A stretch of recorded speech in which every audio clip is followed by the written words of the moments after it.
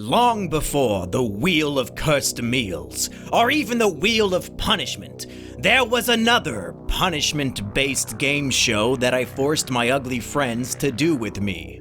The year was 2012, and the show was Challenge Showdown. The challenges were lame, the entire production was cringe, and Biggs ended up with 0 points. It's nice to see that after 8 long years, nothing has changed.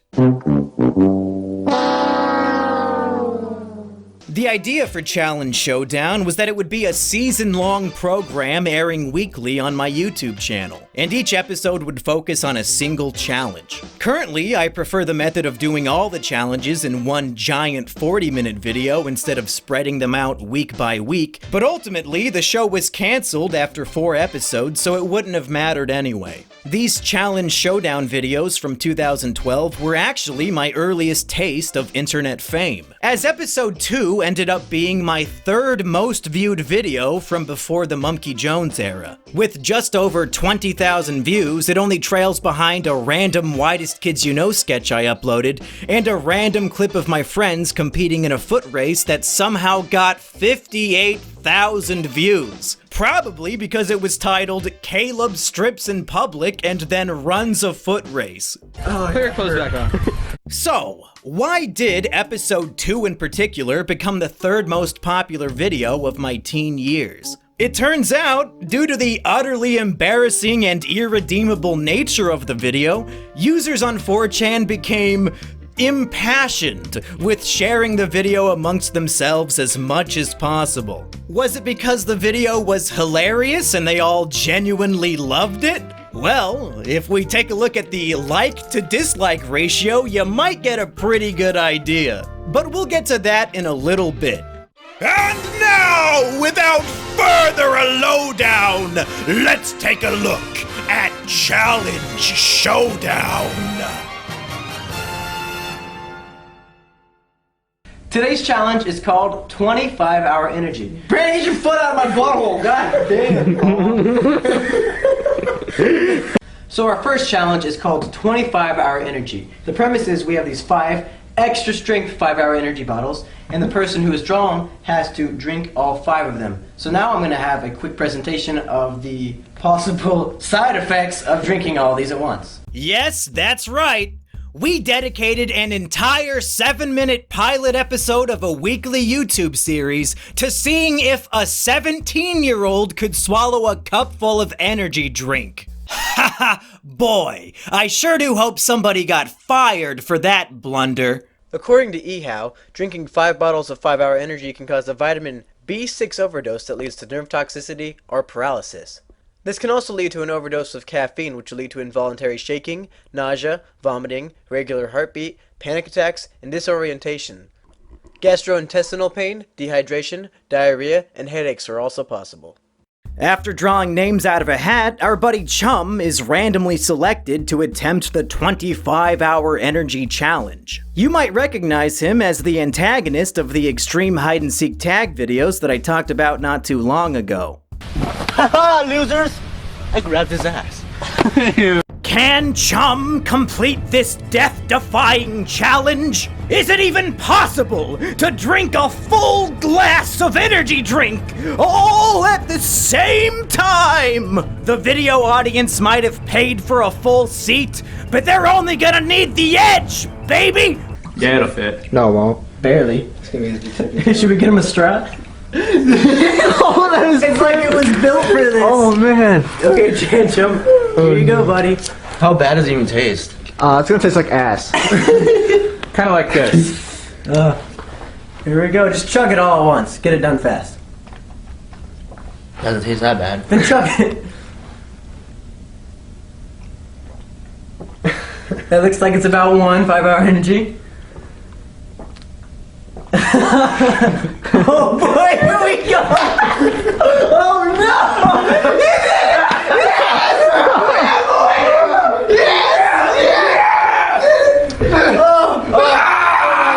The tremendous, overly energized fanfare from somebody completing a relatively simple challenge tells me that maybe the quality of my challenge game show videos hasn't necessarily gone up in the last 8 years. This is just another classic example of a stupid, pointless challenge to do as a dare while hanging out with your buddies, but not necessarily something that translates dramatically on film. Anybody can chug a glass full of chemical water. The real fun of a challenge like this is everything that comes after. How would our friend behave differently after a high concentrated dose of energy potion? Would he actually suffer any painful side effects?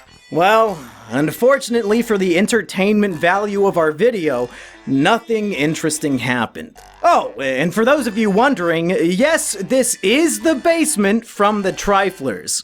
If only we had like a type of camera that could see inside of him, watch it like go into. There is no such thing as a camera like that. Why are you what so... there was? Do not take it, you're pregnant. Dude, are you pregnant? Alright, dude, let's do this. Come on, use all that extra energy. You got 25 hours worth of energy. Well, he's actually doing a push-up with Jared on his back. Do you feel any different after those five-hour energies? No. You don't feel any different at all? No. The episode uneventfully comes to an end with Chum earning his first and only point of the competition. This boring, cringy video where nothing happens earned a lifetime total view count of 705, with 1 like and 7 dislikes. How then did episode 2 manage to get 20,000 views with 27 likes and 798 dislikes? And I'm sure there were a lot of amazing comments completely roasting the fuck out of us, but these videos have been on private for many years. And when I unprivated them to make this video, they all had 0 comments, so I guess they're gone forever. Thanks a lot, Susan! Anyway, how did this video get so many views compared to everything else I made in high school? The short answer is we made the most cringy, meme-fueled video imaginable, and certain pockets of 4chan and other places were taken aback by our deplorable use of memes IRL. This, of course, was back in 2012 when it wasn't nearly as popular for autistic meme lords to embarrass themselves in public for the sake of internet viewership. So by today's standards, this video might not even qualify for a YouTube cringe compilation. The idea for the challenge was based on the pocket full of spaghetti meme where Anons would describe spilling their spaghetti all over the place when trying to speak to strangers in a public setting. Oftentimes, these stories applied to the dating world, but you could also spill your spaghetti by saying "you too" when the usher tells you to enjoy your movie. For this challenge, the challenger had to go into Walmart, grab a box of cereal, and then, instead of pulling out their wallet, they pull out a glob of spaghetti. They would then realize that if there's a pocket full of spaghetti where their wallet would be, then that must mean their wallet is... uh-oh! And in distress from this situation, the challenger then had to throw the spaghetti in the air and run out of the store. As if all that wasn't bad enough, we also vlogged the entire trip to the store. And back in those days, we made meme mixtape CDs of all our favorite meme songs to enjoy together on long drives. I'm working on a video about... We did a series of challenge-based randomized videos, kind of similar to Wheel of Punishment and Wheel of Cursed Meals. But back in high school, it was called Challenge Showdown. Oh boy! And there's a great scene in one of the episodes where we're driving in my Jeep Grand Cherokee and we're just blasting our meme music, and it's so uncomfortable and hard to watch that I don't know if of all the things I've willingly posted online, I feel like this might be a bridge too far. I don't know if I feel comfortable letting people see that. It definitely thinking back now on it, it is really cringy. And yeah, I think that, coupled with the whole spaghetti prank, is probably why this video briefly went down in infamy. So here's the spaghetti that Jared's gonna have in his pocket. Yeah, right in here. So how are we gonna drain? Do we have a strainer? So dump it in, dude. Dump it in. Do you have plastic bags? Like little plastic sandwich baggies? Yeah. Oh, you need a little baggie for you and your homeboy. And then run water through it to get I will. much of the crap off. I've done this. Yeah, Ziploc. Oh my god, it smells like Yeah, it's really gross. I'm not sure why we felt the need to wash the spaghetti. I guess it was to prevent staining anyone's clothes with cheap canned pasta sauce. But at that point, why not just boil your own spaghetti noodles? Then they'd be clean from the get-go. Was buying a can of great value spaghetti and cleaning the sauce off the noodles really more convenient than bringing a pot to boil? And then, of course, the only way to dry the plastic baggie full of wet noodles is to hold them out the car window while blasting meme music. Go, go, go, go, go, go, turn outside again. Go, go, go, go, go, go. Right now, Jared is still holding the noodles, and oncoming cars are like, what the f going on? What?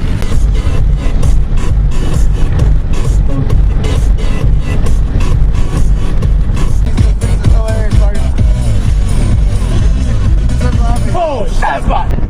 Our destination. Walmart. Finally here, guys. Are you ready, Noodles? As you're about to see, the reality of the prank was far less funny and interesting than the premise. And the premise was pretty shit to begin with. So, what did Jared say about the spaghetti in his pocket? Well, right when he came out, he was like, the spaghetti is really cold. Is he coming? Yeah, there he is.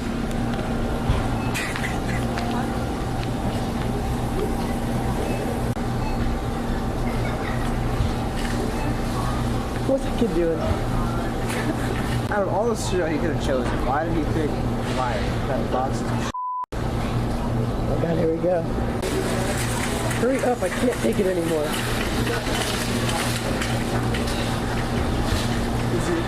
Oh god, here we go.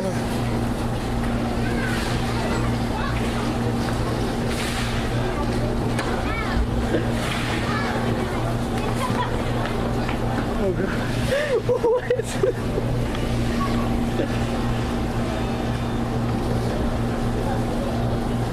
You do the spaghetti on the floor.